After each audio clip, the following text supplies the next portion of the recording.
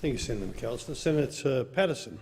Thank you, Mr Acting Deputy President. I'm very pleased to rise to speak on this important package of reforms being introduced by the government to Australia's superannuation system. I think at the outset it's really important to remember that superannuation is different. It's not like any other sector, it's not like any other financial instrument, it's not like any other financial asset that most Australians hold. It's different because it's compulsory.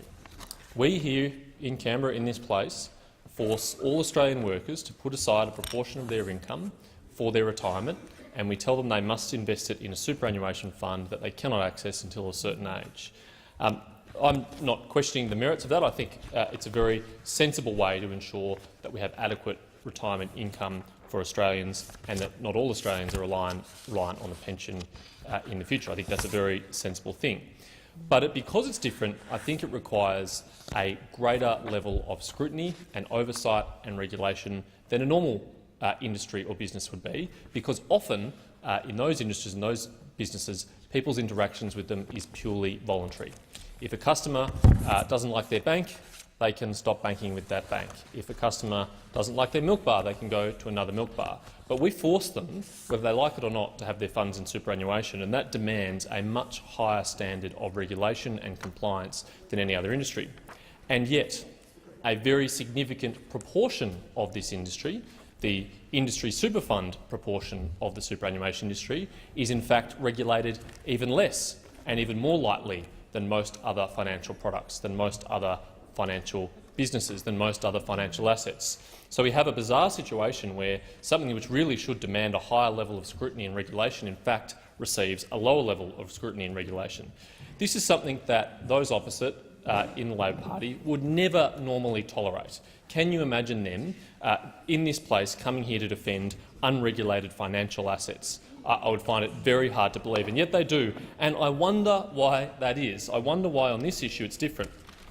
Before I run out of time, I want to take up one point of Senator McAllister's speech. She particularly focused on the independent directors aspects of this legislation, although this legislation, this series of bills, actually does a number of different things which perhaps in continuation later I can address. But addressing this issue, Senator McAllister set a challenge for those opposite to mention one scandal, one issue which demonstrated that this was necessary. Well, I'm very happy to do so. And in order to do so, I'm going to quote an article from the Financial Review published on, let me get the date, on the 18th of March last year.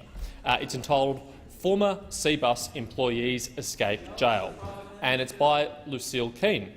2 former Cbus employees have been given suspended jail sentences after pleading guilty to giving false and misleading evidence to the Trade Union Royal Commission.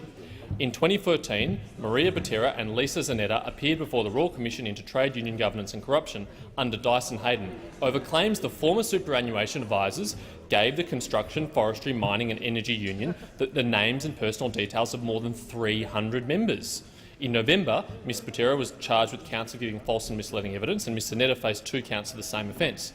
These are indictable offences which carried a maximum penalty of 5 years jail or a $20,000 fines. Now, why would employees of Cbus want to give the private superannuation details of their members to a union like the CFMU? What could possibly enter their minds that would cause them to do that? Maybe one of the factors that entered into their minds was the CFMU's effective control of the superannuation fund which employed them. Maybe they were influenced by the fact that half of the board were representatives and appointees of the CFMU. Now, Senator McAllister said that it's important that we have boards that are representative of workers, and I think that's true. But it is not true to say that unions represent workers. Unions represent about 10% of private sector workers, and yet they have 50% of the positions on industry super boards. It is totally out of whack. It is totally out of balance. It needs to change, and this is a very sensible package of reforms to deliver that, and I seek leave to continue my remarks. Order. Thank you, Senator Paterson.